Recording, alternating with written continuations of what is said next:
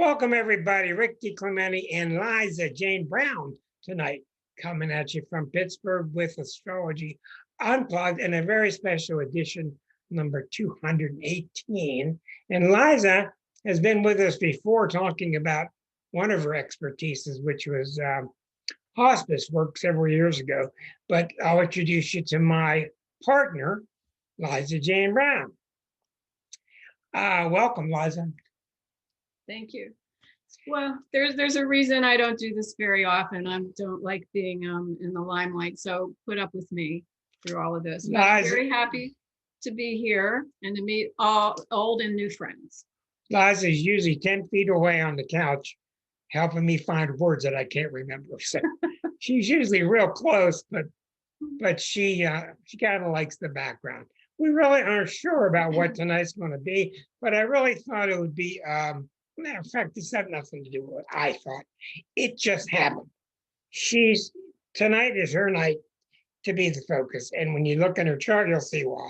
So the only chart we'll be looking at tonight will be hers and different variations of hers. And Liza, it makes sense because she's been an astrologer longer than I have. She had an awful lot to do with authoring our book. She has just retired after many years in the social work field. And also, I want her to talk some tonight because you don't really usually get much information about Aquarians. Aquarians are taken for granted, especially Aquarian females. So many, many things. So I think we should start, Liza, by talking about how we met each other. Okay. Well, some of you have heard this story before, but am I speaking loud enough? You can all hear me? Okay. I had gotten back into a serious study of astrology in what year are we talking about? About 05. About 05. And I had attended a workshop out of town, and I was interested in trying to link with other astrologers in the southwestern Pennsylvania area. So for those of you from Pittsburgh, you probably are familiar with a bookstore called Journeys of Life. It's not there anymore, but they had a newsletter they would put out every so often. And I put a tiny little classified ad in their newsletter in case anybody wanted to join a particular study group. Not that big. Yeah, it's really small. And Rick was the only person who answered. And he called me, and I was very, very shy, and he seemed so much of an authority on astrology. I was really nervous to meet him, but he actually drove down to Uniontown where I was living, and he was impressed that I had my own astrology office at least. Yeah, she had her own office. But we had a nice conversation about astrology, and from that point on we decided to, and I'm not sure, Colleen, if you were there or not. Yeah. But with the space group, we started a study group in Pittsburgh. Yeah. Colleen was there. Yeah. So that's how we met. We started a study group. We all started studying together, and one thing led to another, and the next thing you know, we're off in a couple, and we're off writing a book in 2008. And that took about 3 years. But anyhow, how did you end up, for you that don't know the map very well, in the southwest corner of Pennsylvania is where we live. We live real close to Pittsburgh. How did you end up in this area? I was born and raised in this area. And what your parents do? They're from this area as well. Okay. Well, I've gone through her charts, and we're going to do a thing tonight where she's going to talk a lot about what's happened with her, but we're going to also try to show it through the eyes of a chart. What's happening? It's really important for you to keep seeing people's charts being activated when things happen.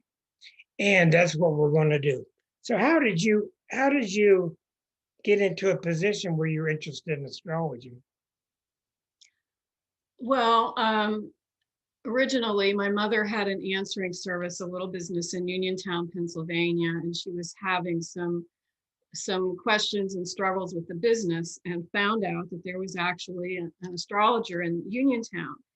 And she consulted her and was able to use the information that she received from the astrologer to really steer her way through these problems. So for Christmas, the upcoming Christmas, she got purchased a reading from this astrologer for my sister and I.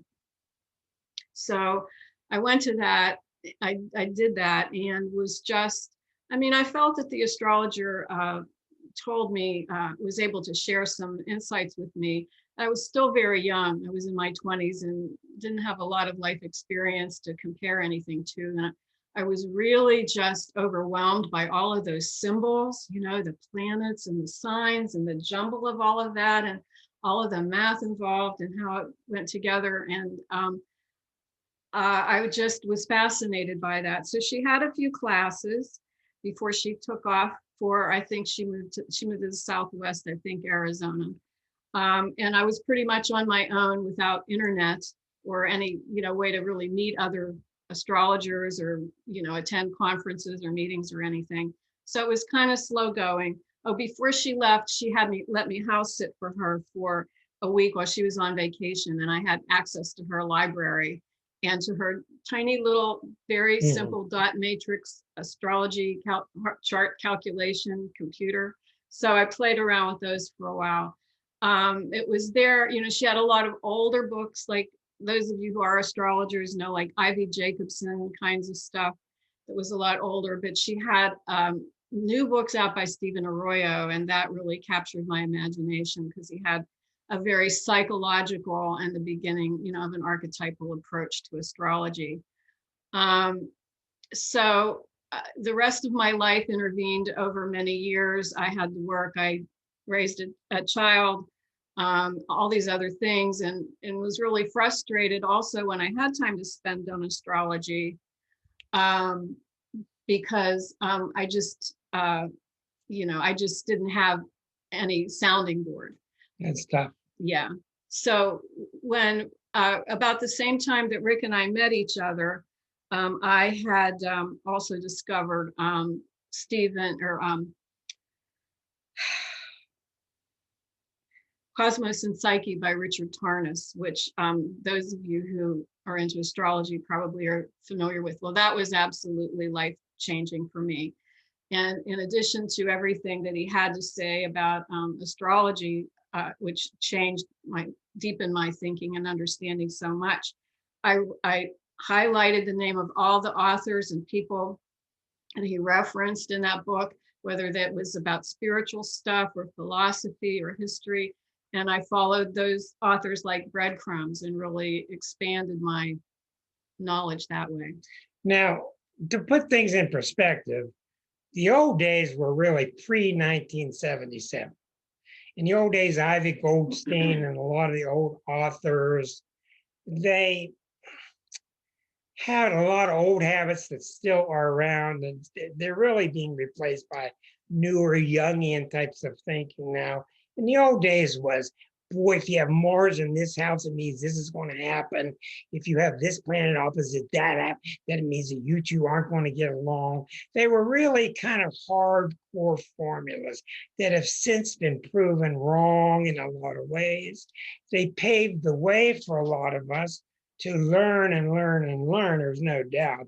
But around 77, it's no happenstance, and you have to learn to really put lots of importance on these events.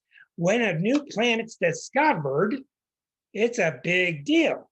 And in 1977, in November, the first astrologer amongst the planets was discovered, wasn't even a planet, it was Chiron. And Chiron is like an asteroid, except it's called a centaur, and it's out beyond Saturn and before Uranus.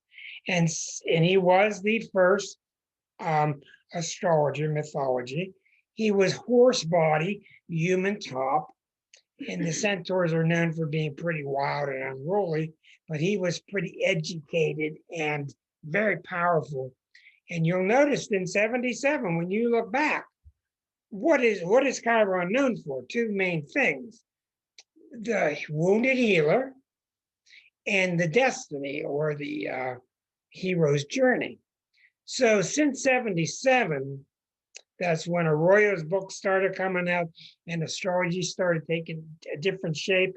But healers came out of the woodwork. Everybody started to try this and try that. And what happened in 77, what Chiron started to represent was alternative ways of healing. And boy, it just started to happen. And before 77, it didn't happen. It was very minor. And that Chiron, discovery of Chiron, was really part of the kind of the revolution in astrology too. Exactly. Before that, as Rick was describing what astrology was like before, it was very fatalistic. It was very black and white. Things are good or bad, you know, and it's not anything, as all you astrologers know out there. Astrology then was very different from what you hear from Rick these days. It's just completely different. So what I started in 78, and what I discovered quickly from Arroyo was these planets are your planets, and that was a revolutionary thought. They weren't out there doing things to you, which people still think. They're not out there doing things to you. They're symbolic of a quantum world of the same things that are coming up through you. So that's why you see such an emphasis on this show of the planets going over you, but they're symbolic of new parts of you that are unfolding. So we both happened to start around that time. And at the same time, you started to see these mini computers, little tiny little things, which would print out the chart on a wheel, and you didn't have to do it by hand.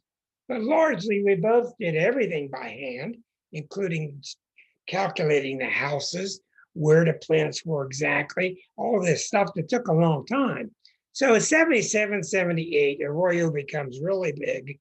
He's now elderly, and he's written his last book, and he became, through time, the expert on relationship astrology, being a Libra.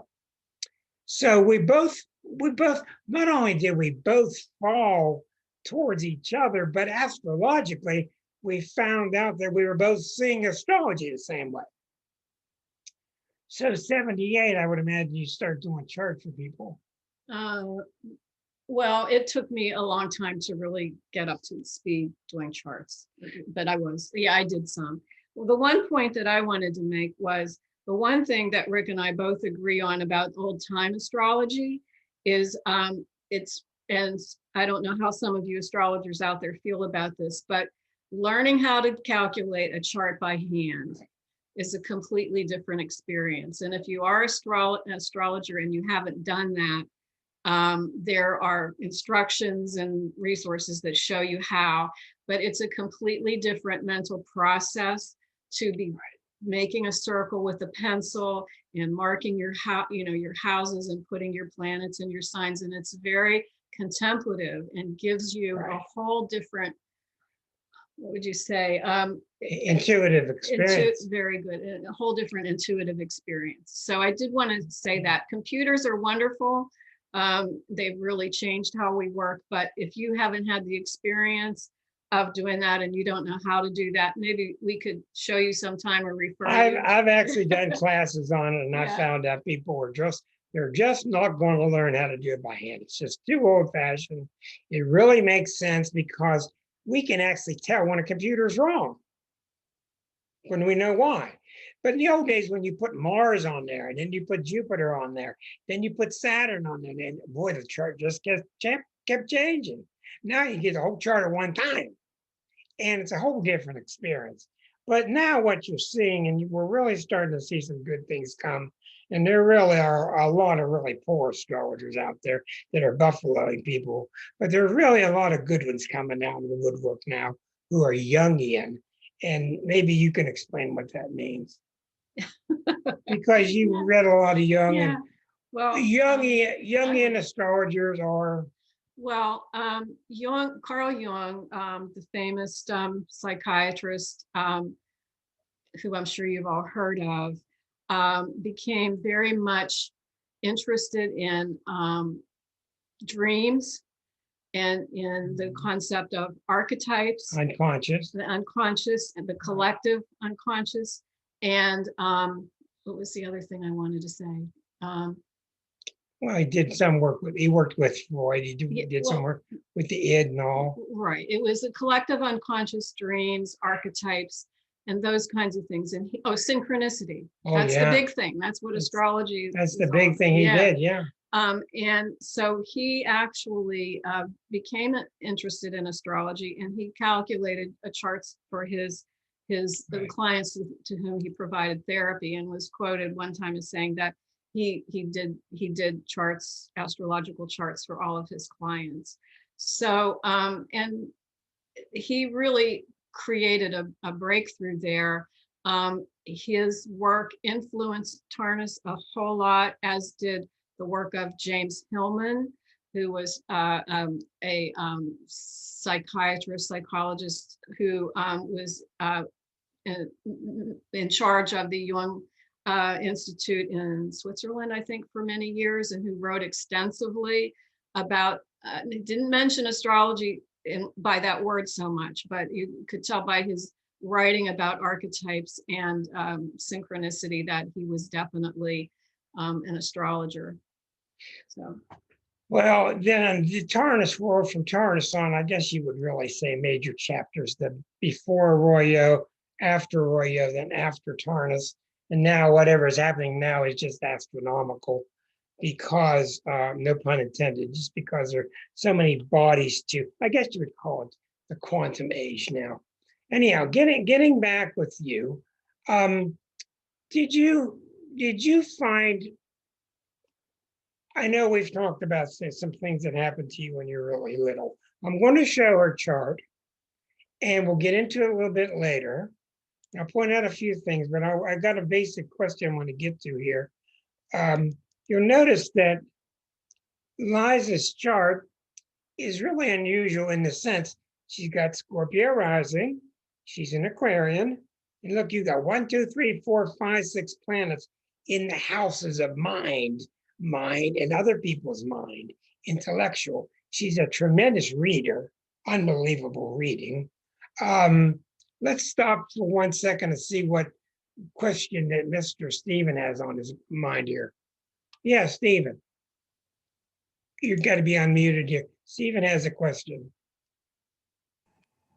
Okay, thanks. As you were talking, Liza, and especially that really fabulous time when you were kind of given an astrological office to kind of like explore, and then that seems to me like, almost like a medieval alchemical opportunity for you to just go into the inner sanctum. And I was curious about what year that was, and if it was around 76, 77, then I would assume that the transiting Uranus was squaring your sun and maybe. It was much later oh then. no, He's talking about when I house sat for my astrologer. He's talking about. Oh, that yeah. What your Right. question again was about my chart at that time? Yeah. What what year was that? And so I'm thinking of the transits, because that's very interesting. I think not only to myself but to many other people. What happened and what was happening in the sky. That's a really good question. Well, you were 21 when Uranus was here. Mm-hmm. Okay, so that's 1973. It would have been about. So it would have been about on your Neptune. Uranus would have been near your Neptune at that time. Mm-hmm. Mm-hmm. In the 11th house. Good point, Stephen. What do you feel about that? Well, that's really an interesting way to put it, Stephen. I would say in a way that was a magical time, because I was still very much enthralled of the whole idea of astrology, and opening those books was just like magic. Yeah, it really was. Thank you for pointing that out. The one good thing about this whole process that Rick's invited me to do tonight is that I really have never looked back at my life as a whole piece to see necessarily how all of these pieces have come together. I mean, I've had some sense of that, but this has been a much more intense process. And you really just pointed out the greater significance of that time in my life. So thank you. And one other connected to that, it was, you say 73? No, it was about 74, 75. Okay. Then in that case, also Pluto was early Libra. We're right around here, yeah. So it was conjuncting your Saturn and then trining your sun, just following the outer planets and what was happening. Yeah. Well, the main thing, and we're going to talk about this later, as an astrologer, I've seen so many different types. What's unusual to me about her chart is this Pluto moon opposite the Venus. Because in your chart, the moon and Venus are your two emotional planets. And anytime they're both lined up with Pluto, something's going on. And to be honest with you, I've worked on this hard on this chart. I have known her for 16 years. I did not solve that Pluto Venus till yesterday. And I do not think it's a coincidence that it came to me yesterday out of all this. Thank you. Some good insights from Stephen. One thing I want to say about what he just said, I can't help but telling you people, it's just a magical thing to do. It's a magical thing to do. When I see what's happening right now in Claudia's chart, Claudia's on fire. I know what's going on before I even look at her chart. And I look and there it is. It's magical. It's going on all the time, but we don't know it. What I wanted to ask you about, and we've talked about your earliest experience. I think most people can say that they have their earliest memories around age 4, age 3. When did you start becoming aware of being aware? My first memory, I think, was a little bit earlier than most people's. From what I can, do you have your hand up, John? Oh no, I was just fixing my mic. Sorry, Liza. Oh, okay. Yeah. I think mine was at about 2.5, because I remember my sister, who was about 2 years younger. And let's show them 2.5. There's 2.5 degrees between the moon and Pluto. So in a solar arc direction, you move this 2.5 degrees. So at age 2.5, your moon ran into Pluto. Go ahead. She was lying on her back, a tiny infant, in the crib, her crib. My mom and dad were sitting on a couch beside the crib, and I was in the crib with her. You know, those toys old-fashioned toys they used to have that strung across the sides of the crib. I was trying to sit on that string. That wasn't working out real well. But I remember all of a sudden, it was like I had the sense of quote, being there as being an entity, you know, and separate from my environment and this baby and this crib and my mother and father. So. Okay, but then as you started growing and you hear these really peculiar things, especially the old generation, you know, you hear this, Leslie, all the time, that Aquarians don't fit. Aquarians feel that they're in a different race. What's that like being a kid and hearing that once you started becoming aware of your Aquarian principles? Did that make sense to you? I mean, getting that kind of feedback from other people. Well, Well, you're starting to hear that Aquarians are almost like another race. How does that hit you when you're a little kid and you're already going through trying to fit in? Well, I don't think I ever really did fit in, although nobody attributed that, and I didn't attribute it to being an Aquarian.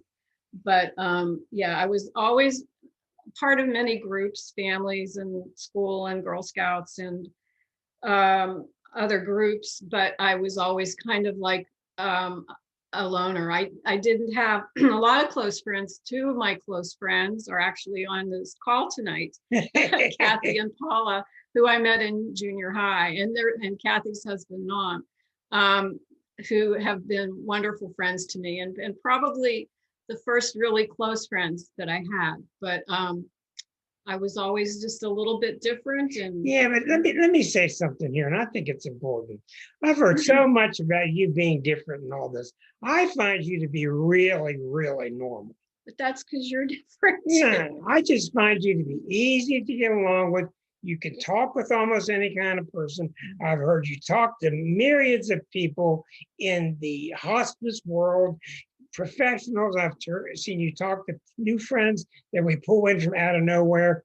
I know you got a strong Saturn, but the thing that makes Aquarians, they say, weird is they're open to everything. They're just open to all this different stuff. 1 second, Stephen.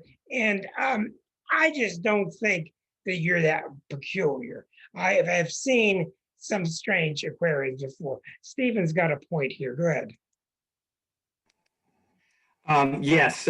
So I was just thinking that Eliza, being an astrologer for so many years and also working in hospice and therefore helping people with death and transitions. And then she's partnered with Rick DiClemente. She is not normal.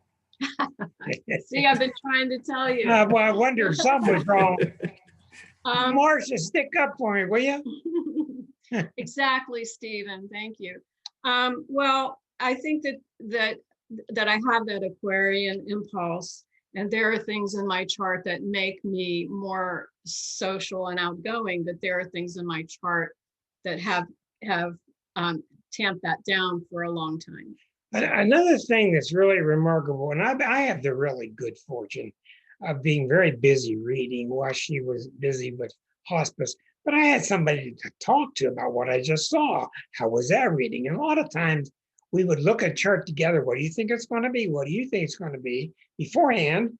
And then we would do the chart and talk to the person and be surprised or not be surprised. It was a wonderful experience.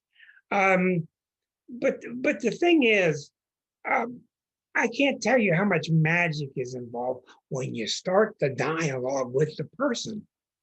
And for those of you, Stephen, because you got great dialogue with people with what you do, there's this misnomer amongst readers that this big ego trip that you sit on a throne and you just talk about all this. The magic happens when you start to have the dialogue with the client. And you start to see the symbols come to life, etc. Now I'm going to get into something that's a little bit slippery, but we have the wonderful fortune of knowing the harmonics, and we've been working very heavily with the harmonics the last 10 years or so. And a harmonic is just another type of chart that it's like zooming in on a certain part of your life. They're really not common. Most astrologers don't use them. And it's very much like going to the eye doctor who says clear here or clear here, clear here. And harmonic allows you to zoom in on their emotions, their relationships, their sex life, their spiritual life. But what we're starting to see, and it's not just because we're both near 70, we're starting to see that we are all living a spiritual life. We are living a spiritual unfolding that goes back many, many, many lifetimes. And it's just coincidence that Mr. Stephen Poplin's here and he's written 2 books about life in between life. But anyhow, what I'm trying to say is Liza and I are always looking at charts, trying to find out what was the early trauma people had that led to that chart on developing the way it did. And what kind of traumas did you have early on? Well, I did have a couple of experiences in particular that were pretty traumatic.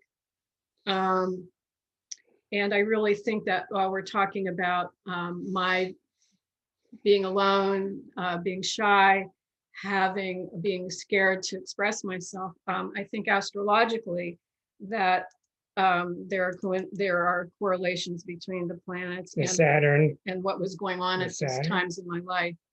Right. Yeah, and The moon, Pluto. the first one was probably at about between 3 and 4, and the second experience was probably a couple months after I turned 4, as near as I can remember. But it was the first experience, and these are things that happened to me that were repressed memories. They would pop up at certain times through my life, not often, and then they would submerge again.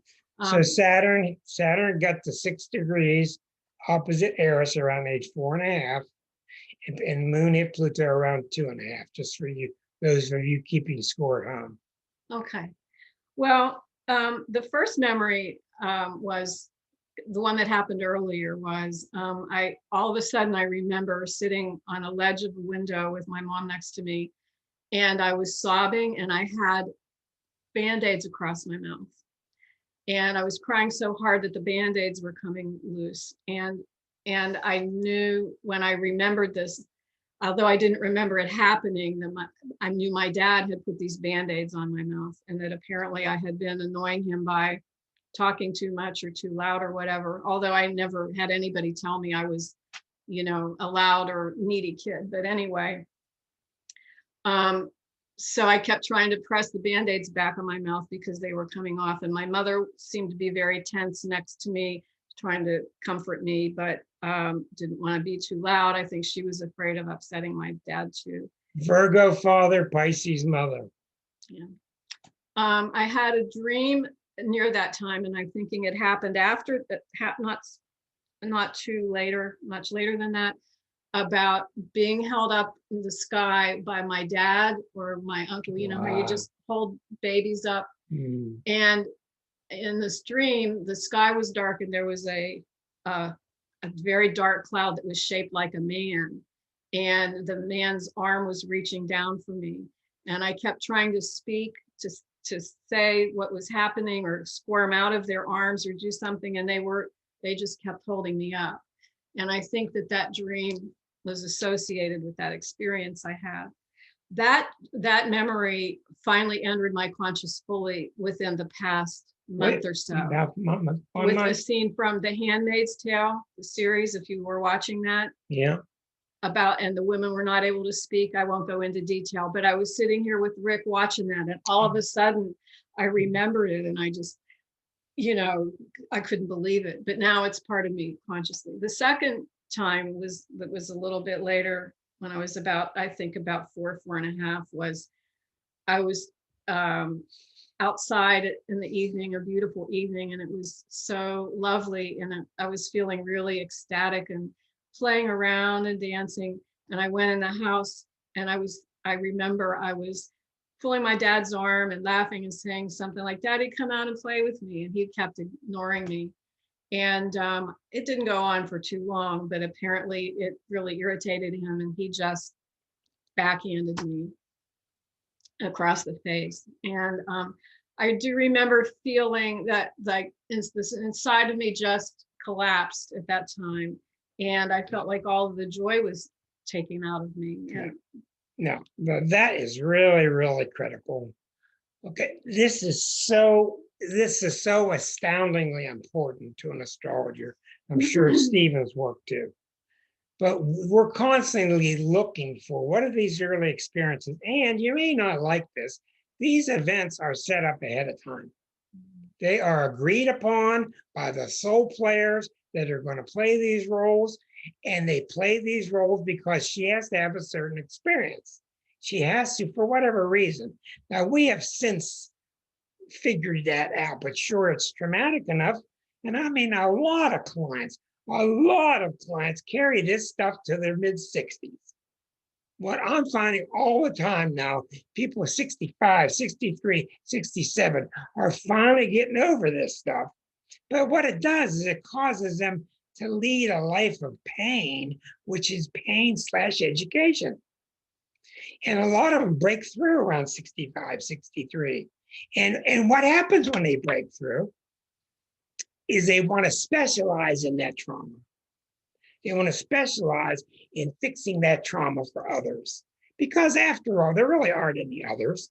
And when you get slapped across the face, you might want to spend a lifetime helping people not get slapped across the face, in essence. And that's what we have found.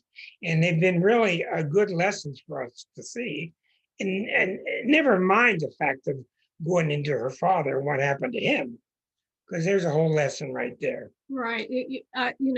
I've come to see that all in perspective. I agree with everything that Rick was saying about that, these experiences that they, you know, they were, that type of thing was to be part of my life, Right. so that I could learn to cope with that. Ultimately, you learn compassion. Ultimately learn compassion Right. and forgiveness. And I've done that work, and I'm not traumatized by that anymore. But I do, but for most of my life, I think that those experiences were key.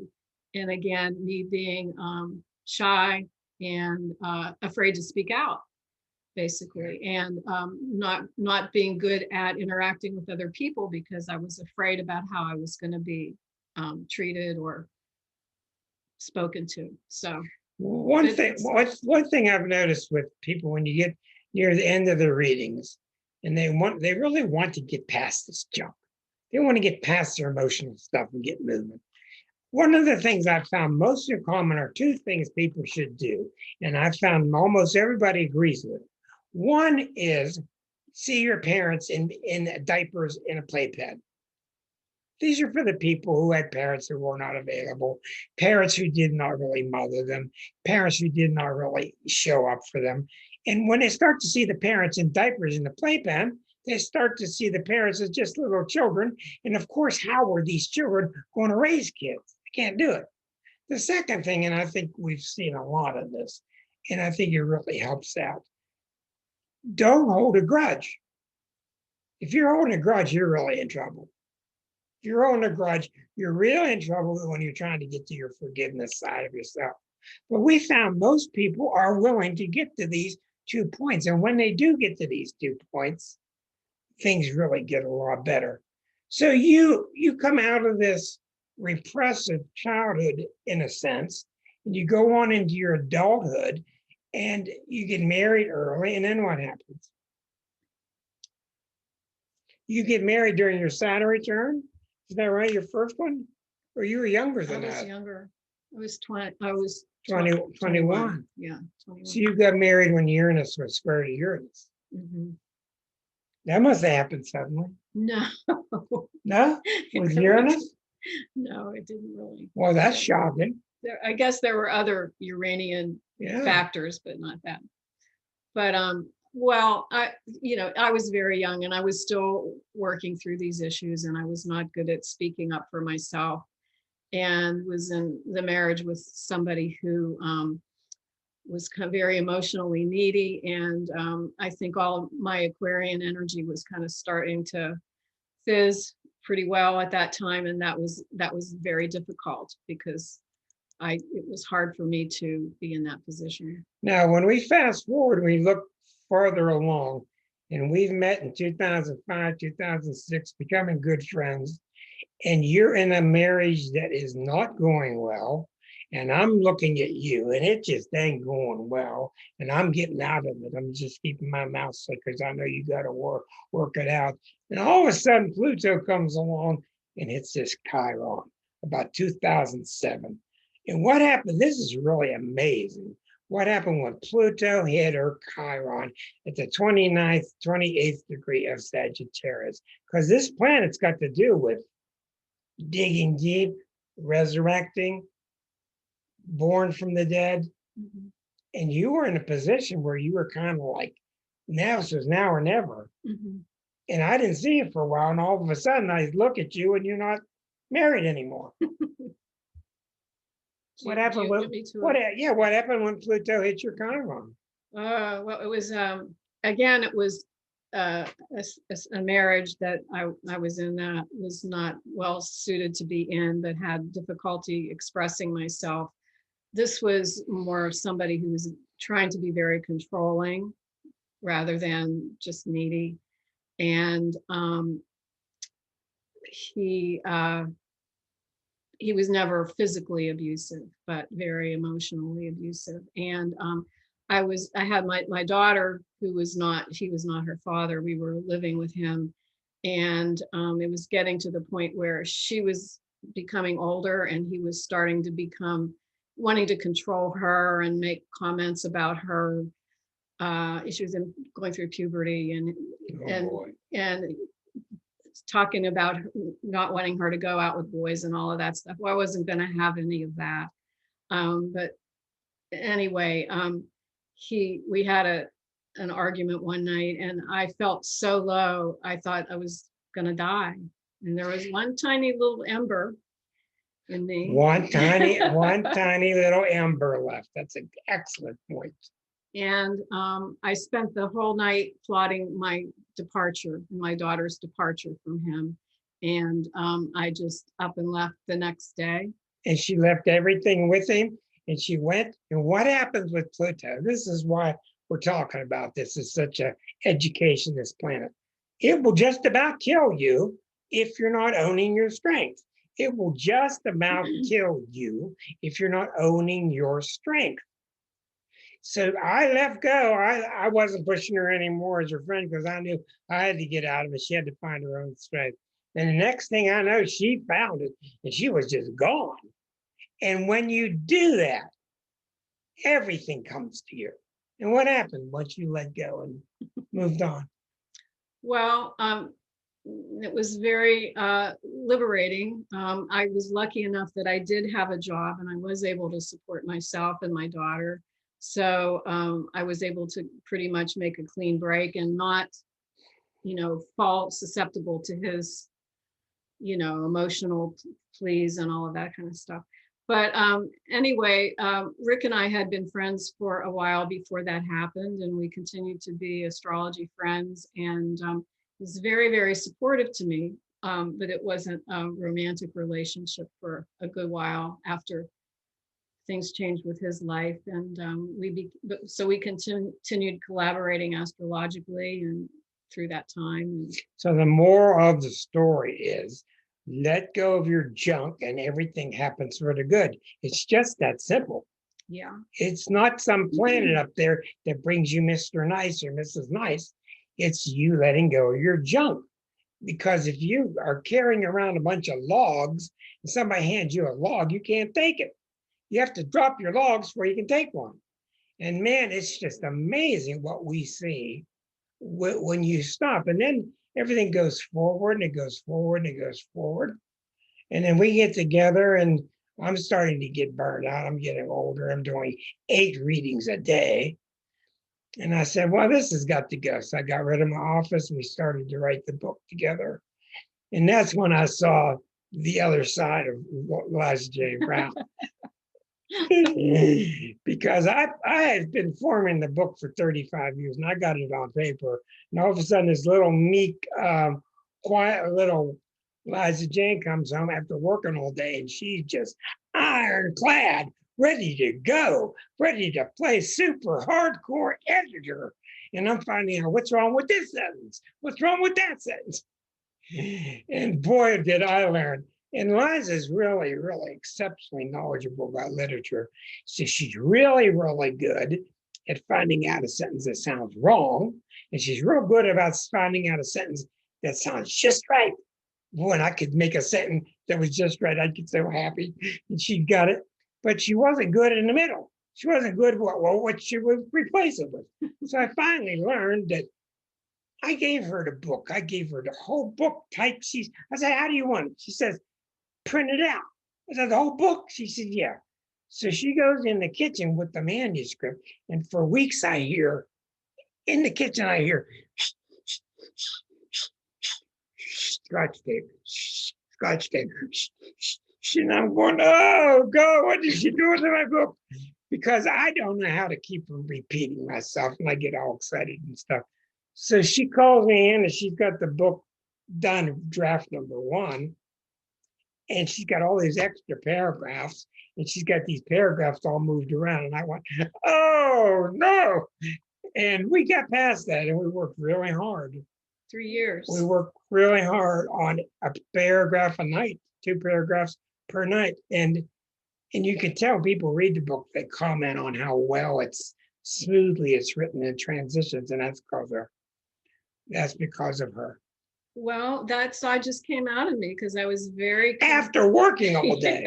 I was very committed to Rick and to the book. I just felt that was my life purpose at that time, to do what I needed to do, even though he would roll his eyes and I went, my swear Mercury and and- my Mercury and Sag would say, it's good enough. I got the point. Let him figure it out. And she would go Mercury and Saturn going, no, no, no, no, no, no, no, no, no.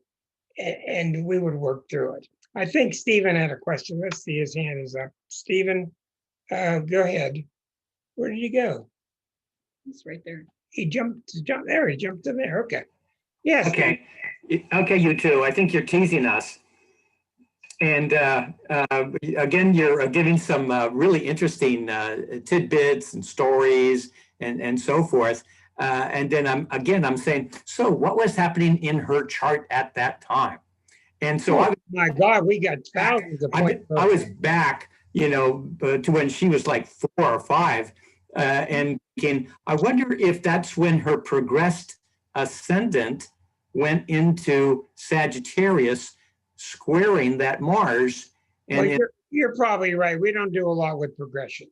okay, yeah. You're So probably exactly right. and then also that very important event when she escaped from that relationship. When was that, and what was happening in the sky? That was 07. That was when Pluto was hitting her Chiron. Pluto was right on her Chiron.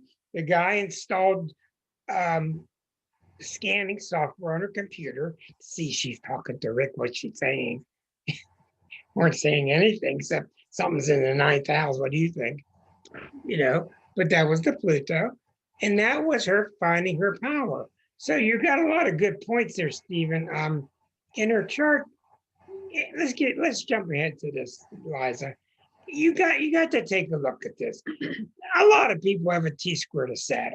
Okay, but remember now, she's born with this T-square from Mercury and Chiron across from Uranus. These are the two, dear Claudia, these are the 2 planets that make an astrologer most of the time is really important. And a T-square up to Saturn. But along came in 2005, there was a T-square that suddenly became a Grand Cross. When Eris was discovered, and still a lot of people don't have Eris there. Now we have a Grand Cross from 2005 on. We can certainly see what happens then. So when her Eris is discovered, creating a Grand Cross is when we met each other. Okay, now the interesting thing is, when you see an opposition like this, you got to try to figure out what the heck does it mean. So when we went to the harmonic charts, what do we see? In our 12th harmonic, we do a lot of work with the 12th harmonic. We're finding more and more truth here.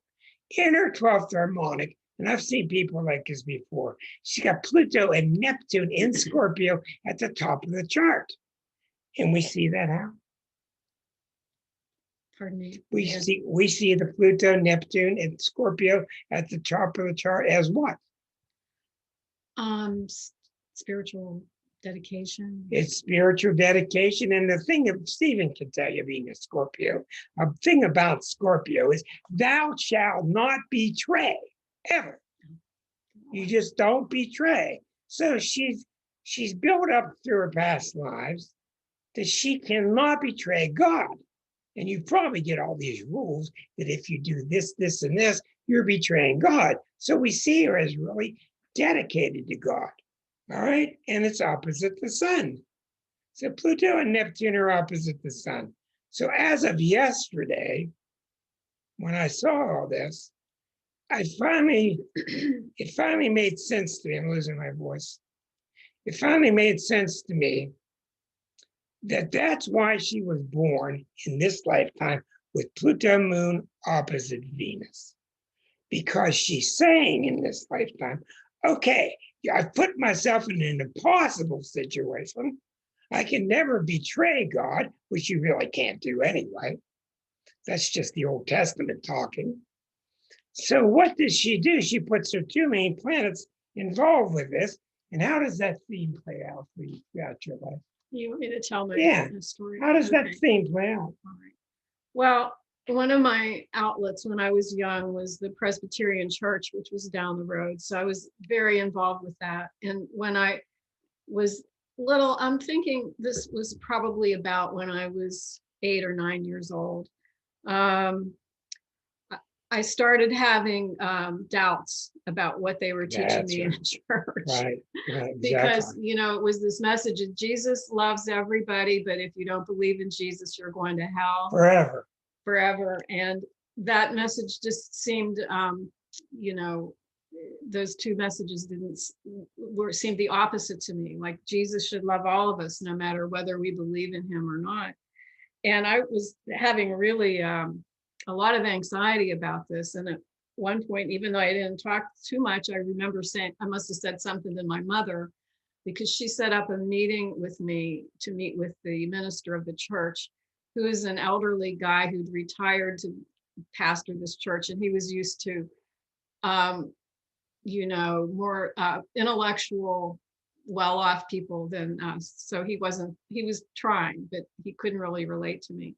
So I was trying to explain to him my problem, and he was talking, and it wasn't computing. But I looked out of the window, over his shoulder, there was a window, and the scene was a field across the road, and there was a white cloud going across the sky. And I looked over his shoulder, and I saw the beginning of silver writing in the cloud, trying to give me a message. And I looked at that, and I blinked my eyes, and when I looked back, it was gone. And I didn't say anything. I didn't say anything to anybody about any of this until really in the past couple of years. He just went on and said his thing, and I was polite and said thank you, and that was it. But the effect that had on me was almost, as I think about it now, I stopped worrying about my worry, and the whole thing was put on hold. Like I didn't question, I didn't believe what the church was telling me, but I just put the whole issue on hold, and I played the game until I was much older. And looking back, I think that it was God telling me, in a way, you're too young, your brain is still too young to process this whole issue right now. We're just going to put it on hold until you can. And I didn't worry about it anymore. I just went through the motions and enjoyed my church activities, and that was that. And Rick said, what did you say yesterday? That I was right. He said, all along, I was right to have that question, and all that time before I was thinking I was wrong. There was something wrong with me. What we're finding now, and I think it's going to come out in one of the new planets, it's not Eris, it's not Make, it's not these other few that they found. Remember, they found 80. There's one or two out there, and I'm suspecting, and I'm going looking for them. That one of them's got to say, it's all right the way it is. You're all right the way you are. Because what I'm seeing with everybody, Miss Linda, is I take a person, I study the 12th harmonic, and I see these people that have been through hell, whether it was themselves giving it hell, their parents giving them hell, the community giving them hell, the Old Testament giving them hell, which is our biggest problem. And we do all this stuff that we try so hard in this lifetime to be so perfect, and you just can't do it. And what you end up finding out is you're fine the way you are. You're just fine, John, Mr. John Hayes. You're fine the way you are. And I'm looking for some big fat planet out there, or maybe it's a little skinny one, that's got to do with you're okay the way you are, because you look at people, and we have so much compassion in working through so many people. And when people get their chart read, it's amazing to see. They want to go home and do the work. They don't want you to fix it for them. They're really willing to work with you, and we're willing to work with them, and you just can't beat that combo. And what you're starting to see, it really works out well. One more thing I want to say before I go back to you. I'm reading for a girl in Georgia, and she says, I don't want to go with the Baptists anymore, but if I say anything, they're all Baptists, my friend, and no shooting. Then I'm talking to a lady in Alabama, and she tells me the same thing. So I say, well, if you all would turn off the Baptist church at once, it would probably all turn off. But we're starting to see a massive change in the collective. Now, what was it with you, and around what time? I know it was Neptune. I was really working hard with the Course in Miracles, and you shifted real hard towards Buddhism. That was Neptune. Yeah. Neptune over your Jupiter, 2015. 2015. So we see transiting Neptune is going through here in your lifetime. Here's Neptune, 2015. Neptune's going through your house of the mind. It's going over Jupiter into your home when you started to take courses. Well, I kind of got into Buddhism, although not so seriously, earlier than that. It was about the time I think we started working on the book. I just sat down one morning and said, I'm going to start meditating. And I did that. And through the years, that kind of led me to Buddhism, as well as my work in hospice and dealing with death and dying. I had read Soyo Rinpoche's book, The Tibetan Art of Living and Dying. And that was in my mind for a while. And then around 2015, I think it was, when I found out about a course through his Rigpa Institute, which was contemplative care for end of life. And that was a pretty life-changing experience. It was a very intense course, mostly online, but like a 10-day retreat in New York State, where I finally had an opportunity to sit and meditate with other people who were Buddhists, and have a real experience, very profound experience with them and working on issues of death and dying. And I've continued to meditate and to read and study Buddhism. I still live too far away from a Sangha or any kind of Buddhist institution that I can visit, but I continue my studies in my own way. And what's also cool, we had the book finished by then, and almost every time with somebody, because Neptune moves so slowly, almost every time when Neptune crosses something major, or the moon, etc., the fourth house is like the moon, fourth house is your home, we picked up and moved right next to a river. Mhm. So it's very, very common when Neptune transits you, you'll move near a creek, you'll move near a waterfall, you'll move near the ocean.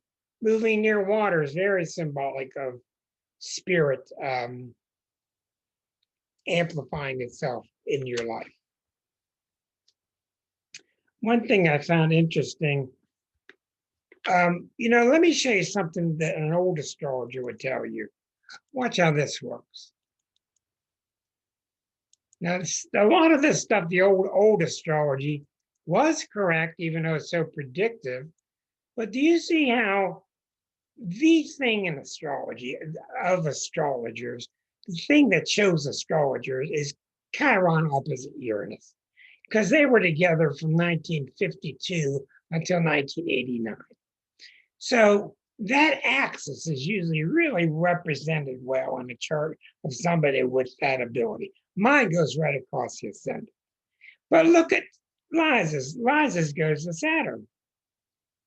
Now, one of the things that people will tell you about old time Saturn, which they call the Great Malefic, is Saturn slows things down. Whatever reason, Saturn delays things.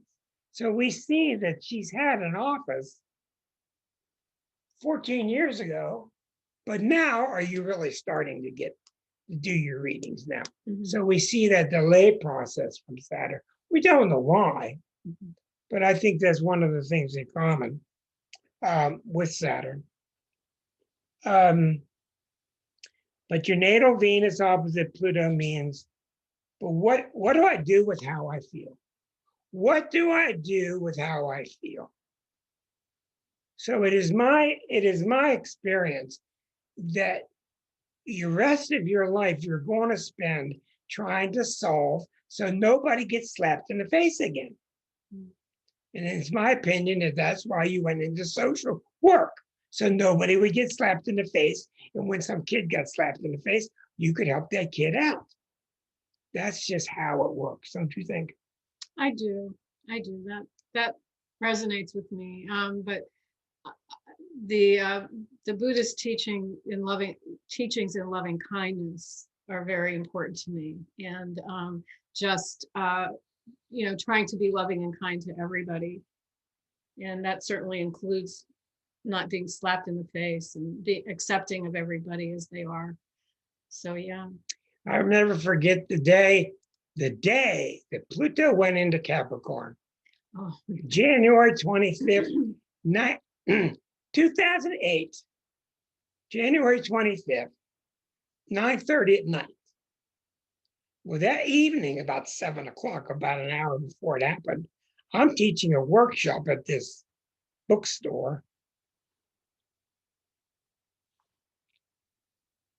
And a lady came to me that day, and she wanted me to work with why she can't see her grandchildren anymore, because she thinks her granddaughter or her daughter-in-law is a Satanist, right?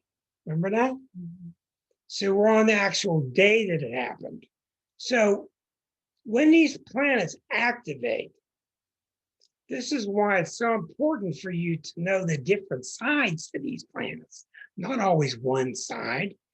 And that's what happens to beginners. Beginners, they start to interpret something and they start to feel a warm response from the client. And you have to realize you're probably right on track. You just need to twist it a little bit. So the thing for me is, not only am I so happy that Liza and I do think things are similar, we do see a similar type of astrology, but now I can just kind of sit back and watch her go through the motions of reading for more and more and more people, because that's the only way you really develop confidence. And I'm looking forward to it because she's really good. She's very good. thank you. You are welcome. So what do you want to do with yourself? You got 100 years left. What do you want to do with yourself with all the background in astrology, with the Aquarian background, working in groups, with the hospice work, and the real strong Buddhist philosophy now? What do you, and now you're getting involved with Democrats and building a new democratic society. What do you see in your near future?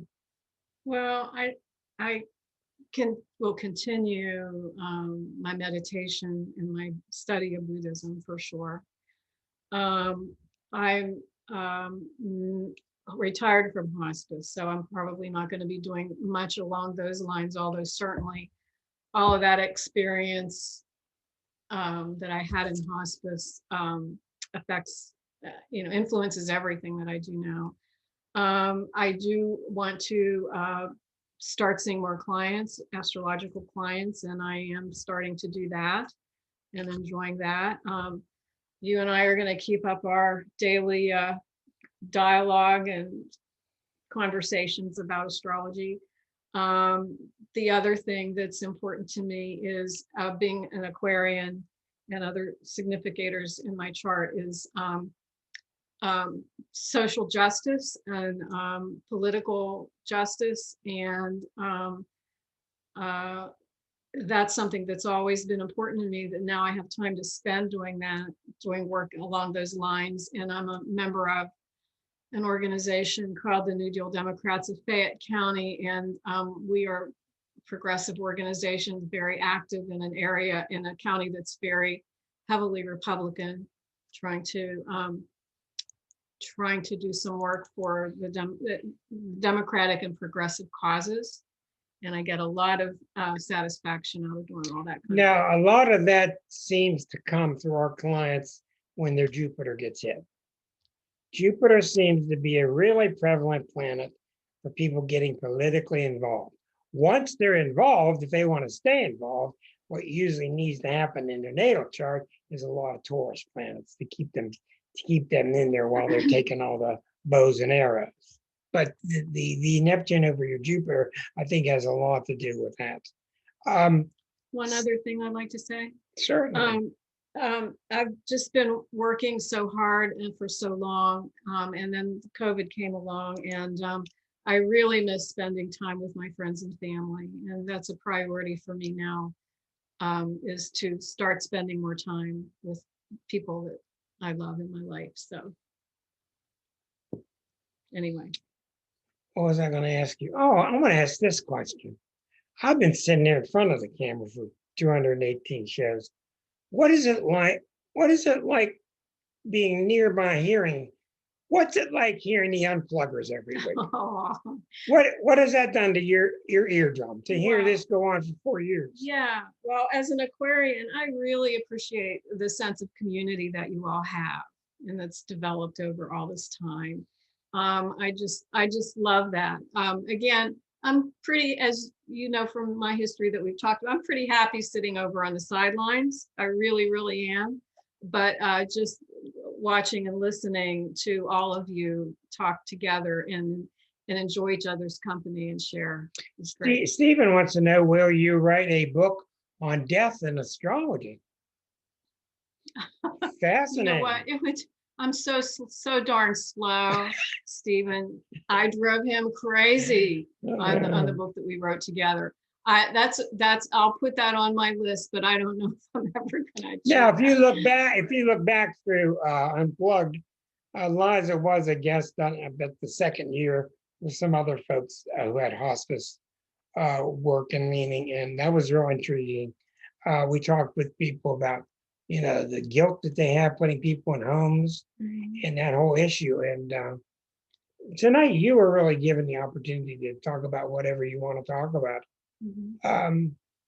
I see you getting into the hospice work when Saturn got near the bottom of your chart, and that's always something like that. Do you have something? Yeah, I have to say that astrology was such good work, and I really, really got so much gratification out of doing that work. When I started doing it, I didn't think that was going to be for me, but it turned out to be for me, and it was a huge honor working with people and their loved ones at the end of life, and I learned so much, and it really was a very spiritually deepening work for me. I really loved it.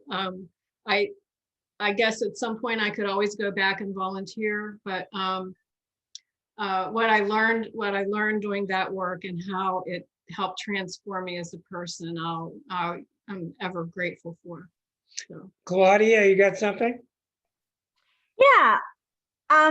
Liza, it's just been such a pleasure to have you here. I think everybody here feels that way. Thank you. Thanks for having her, Rick. So I know you obviously you and astrology go way back, but I'd like to hear how you are feeling and the dynamic, how it's differed for you between reading a chart, just sitting here on the couch and reading it, and then having that person in front of you, and what that feels like for you, and how has it stretched you? Oh yeah, there's no substitute. I mean, you really have to do your homework and prepare and learn all of this stuff, but it really does make a difference if you can plunge in, as early as you can and start working with other people, even if it's like your friends or family or people that are going to be, more forgiving of you and maybe, help you do that better rather than going out and seeing professional clients, right away when you're still not ready. But yeah, I totally agree with Rick. And that he is the master of interviewing people and engaging people in the process of doing a reading. And that's the way, there's no substitute for that. Well, one of the things that's really wonderful for me to watch, I watch you, I watch me, and I watch Stephen. Stephen is just an excellent guide. If you ever want to get a regression, hypnotic regression, or even just astrologically, he's different than me, but he's really good. He's really good at it. And he's just such an excellent guide when he's taking you between lifetimes, which is how I met him 15 years ago. But the big thing I want to say to you is these people are giving you a privilege when they allow you to read for them. They're opening their soul to you. And a lot of people are abusive of it. And really, you got to just shut those businesses down. And the point I want to make, and I'm sure Stephen can agree and Liza too, when you start reading, you're going to be a little shaky. And I can see when Stephen's reading, I could see the early keywords that he learned, the early keywords I learned about a square, the early keywords that she did. Because you have to play with something, and you start playing with these building blocks. But what I'm trying to say is, before long, your intuition starts to take over. And I hate to tell you this, but there's something else reading through you that's not you. There's something else, I don't know what you call it, that's reading through you, alongside of you, with you, and you can feel it when you're reading. Huh, Stephen? You can feel it. You can feel it. It's a sense of truth. It's a sense of, I'm doing this, I'm getting somewhere. And you can see this with Deneen when she was on the shaman a couple of months ago. It's a wonderful thing. So with you, Claudia, as you learn to read, you're going to have these discouraging moments where you say something and you're all eager and the client goes, eh. Well, that's going to happen. What I've learned a lot of the time is you're right and the client's wrong. I've learned that. Secondly, you're probably more right than you think, but sometimes archetypes need to be twisted. Well, if it ain't this side of Neptune, maybe it's this side of Neptune. And one of the things that's funny, maybe you can comment on this, is all of you are a bunch of walking archetypes and don't even know it. What's that mean? What does that mean to you? Oh, You're a bunch of walking archetypes. There's only 7 kinds of stories, right? yeah, is that right? That's what you told me. Oh, okay. He's referring to a book I got my daughter a number of years ago, who's a writer, that talked about the seven different types of plots that there are. And those are archetypal, they have to be archetypal. But yeah, the more that you people who are astrologers and who have learned from having readings with Rick or Stephen or whoever, if you're self-aware, you realize that you can recognize and realize the archetypes within you and in all the other people in your life.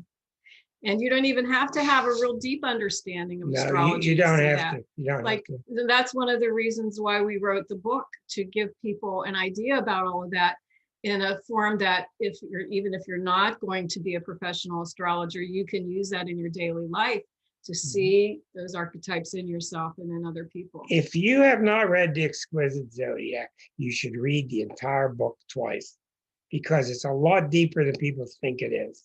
It's way down deep at the real core of what makes these signs tick. The other thing I wanted to say is, I can't even remember what it is. I'm getting too old here. I want to open up the phone lines to you. If you would like to ask Liza a question, you're certainly open. Anything else you want to say before we do that? Well, I was just thinking, I turned 70 in January, and that's when I retired. And I've been thinking a lot about, there's an astrologer, Aaron Sullivan, who talked about those of us who have been privileged enough to live a longer lifespan than people in earlier years of humanity could. We're able to experience the transits of the outer planets. Right. People who died at an earlier age were not able to do that. They weren't even aware that those planets were out there. But I think that, hopefully that's emblematic that as a collective, we're becoming, much more universal, that we're understanding, we're part of collective consciousness and part of spirit. And that with these, as the outer planets aspect our charts as we get older, it's a personal experience to tap into those energies that people didn't have before. So for those of you that are young, you can be aware of that and start trying to incorporate that stuff. But when you're older, you'll get a chance to really maybe experience that even more. And that's really, that's quite doing this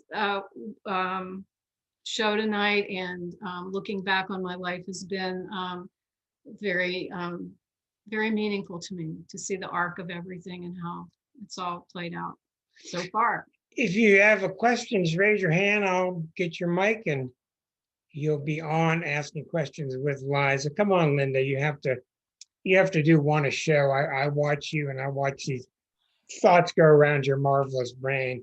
Like Linda, I'm like so blown away by this that it's hard to even know what to why say. is that? Why? Okay, well, and I don't want to get away from the thing that I really wanted to say, but I'll say this first.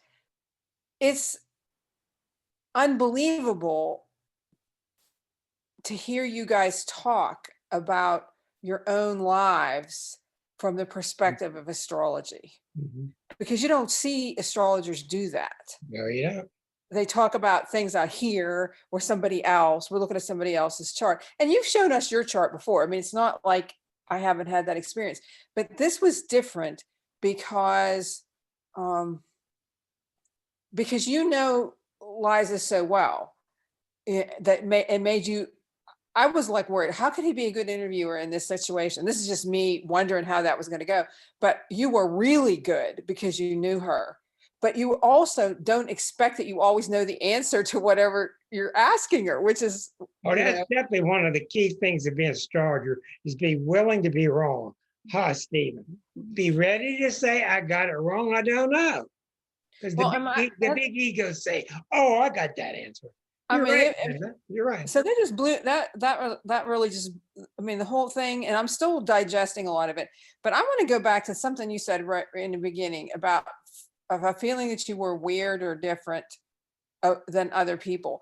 And I think Rick was right when he was saying that, you know, you're very normal. I mean, you're very sociable, you're very likable, but there's something I understand.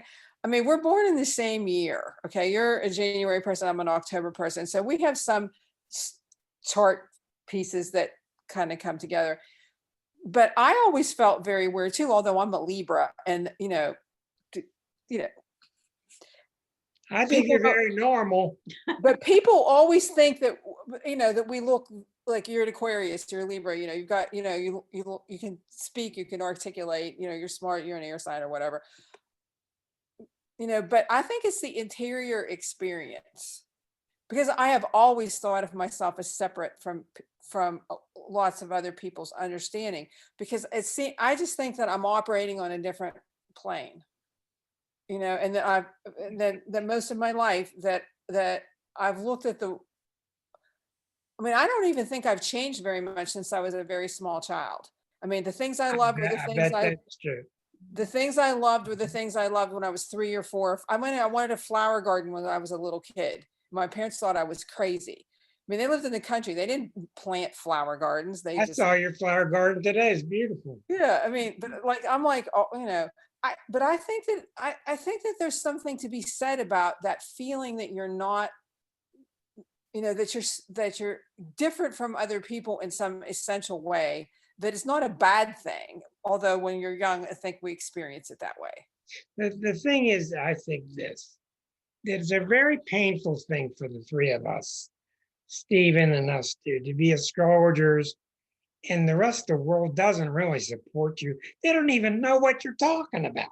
You have to. I don't know how you do that. You have to educate them before you educate them. It's a very weird thing that this astrology is. But the thing about it is that we've all got this tap into this collective. What do you want to call it? We got this ability to do tarot, same thing. This numerology, same thing. Stephen's done a lot of work with the tarot and with artists. We've all got this ability, and we need to really push it to the front ahead of all this BS church stuff. And I'll be very loud and strong about that, because astrologers are not out there telling you how to behave, and the churches are. And that's what's wrong. And when we behave the way we normally are, we're cool people. Anybody else got a question? Come on, Shelley, quit being so shy. Little cancer here. Come on. Shelley, anybody got a question? John, got a question for my other half, Mr. Stephen? Yes, yes. Thanks, both of you, again, for opening up and sharing your lives and your experiences. So I have done many charts with Aquarians, and a pattern that I have seen is that they're oftentimes only children, and they grow up with having to communicate with adults. And so their vocabulary is larger and more expanded and actually more mature than others their own age, which is another reason why they don't necessarily associate or understand or connect with their own contemporaries, but they're communicating with those who are older and a bit more sophisticated, which brings the Aquarian into more of a sophisticated thinking. But I know, Liza, that you've got siblings, and so that's not your case. But from what you were talking about today, you did seem still a little bit isolated or different from your contemporaries. And I'm wondering if you too were having more adult conversations, or you can relate more with adults even as a child. Well, that's really a good question. I had a sister and two brothers, but we were all very, very different in terms of our being, our psychology, our mentality. We really kind of went through childhood in the same house, but in separate worlds for the most part. Now, my sister and I have become very close later in life, although we're very, very different people, but we're very close now. I was in groups. I was in church. I was in the Girl Scouts. I was in school, but I was kind of still isolated in those groups. I didn't really have, like close friendships until like junior high, when I met like Kathy and Paula, for example. Do we have time to tell one story about that or no? Sure. It's our show. Keep talking. In college, I was at Penn State in the late 60s and the early 70s. So that was all of the social unrest. Kathy was there. Nam was there. And Paula was actually at Kent State during those times. But anyway, there were all of these movements going on. The anti-war movement was, of course, the strongest. It was the beginning of the feminist movement and the environmental movement and all those things. And I was attracted to all of that. So I would go to meetings or demonstrations or things, but I was always just kind of, again, on the outside looking in, like trying to figure out what's going on, and very passionate about the issues, but really still too afraid to, take part in anything. I did end up, I got to tell you, this is a side story. I did go to the Vietnam War March in which was 70 or 71. 71. I went to that. And I didn't tell my mother that I was going. I got a ride from college, and she called me and said, well, I saw you at the march on television. And she saw me in my orange and yellow tie-dyed shirt marching down the streets in Washington. You will disperse. Yeah. But anyway, so I did a number of years ago when I was traveling for work with a colleague, and we stopped at State College. I don't know, Kathy, if I've ever told you this story. And this is just maybe like 10 years ago, maybe.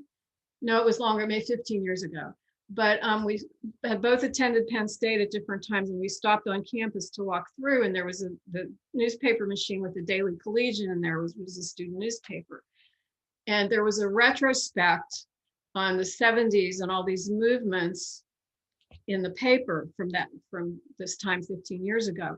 And there was a huge photograph the front of the paper of me in silhouette standing in the shadows of a column, looking out on this sea of the demonstration that was taking place. And I thought, oh my God, that was so emblematic of me being, a part of, yet separate from yet another group. Another thing that you have to realize here, that explains and then we'll get to John's question. I think one of the Johns had a final question. Is this, Stephen? Aquarians do one thing. They organize the big mental puzzle in their head. And if you've got strong Aquarius in you, you've got to do it your way. You've just got to. It's not an Aries thing. It's not a selfish thing. You're just enamored with what the individual can do. Look what I can do. And they just have to do it their way. So if you start putting pieces 2 and 3 and 4 and 5 and 6 puzzle together, next thing you know, you got 40,000 pieces and it becomes your mental puzzle. And you're real interested in adding on to your mental puzzle. It's not because you don't want to hear somebody else. You're just fascinated with building your puzzle. Now, did one of the Johns have a question? I was going to make a statement.